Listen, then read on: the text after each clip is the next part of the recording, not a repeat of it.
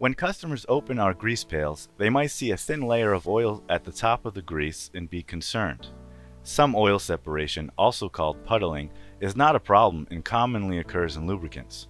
Oil separation is usually insignificant when compared with the mass of grease in the container and will not functionally change the product if you safely stir the oil back into the bulk of the grease. This video will demonstrate how you can properly and safely mix the oil back into the lubricant. First, you must put on the proper personal protective equipment. Safety glasses, gloves, and a head cover must be worn at all times.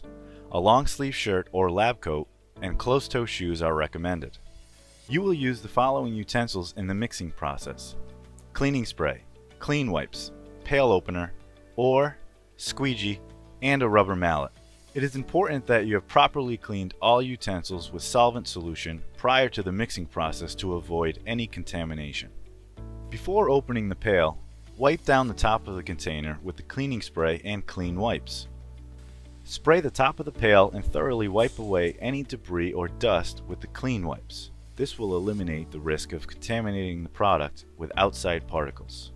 After the top is cleaned, you can remove the pail lid. First, pull off the lock tab. Then, using the pail opener, work your way around the cover to break the seal. When you have made your way around and completely loosened the cover from the pail, remove the cover and place it on a flat, clean surface in order to avoid any contamination of the grease.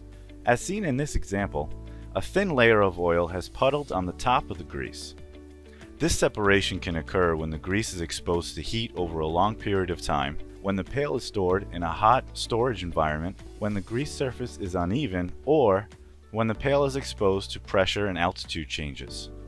Take the oar and insert it into the grease about halfway down the pail, keeping contact with the pail wall. Working clockwise, begin to gently fold the areas displaying oil separation back into the grease.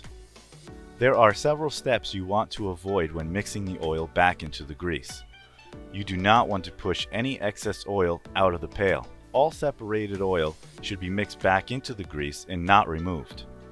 Removing the excess oil can alter the density of the grease. The grease should only be mixed in the pail and should not be removed and placed in any other containers for mixing. Doing this could potentially introduce other forms of contamination to the grease. Removing the grease and placing it into another container for mixing could overmix the grease and potentially alter the properties of the product. Once the grease is completely mixed back together and no oil separation is visually evident, use the squeegee to remove the excess grease off the oar. The grease left on the squeegee can be put back into the pail.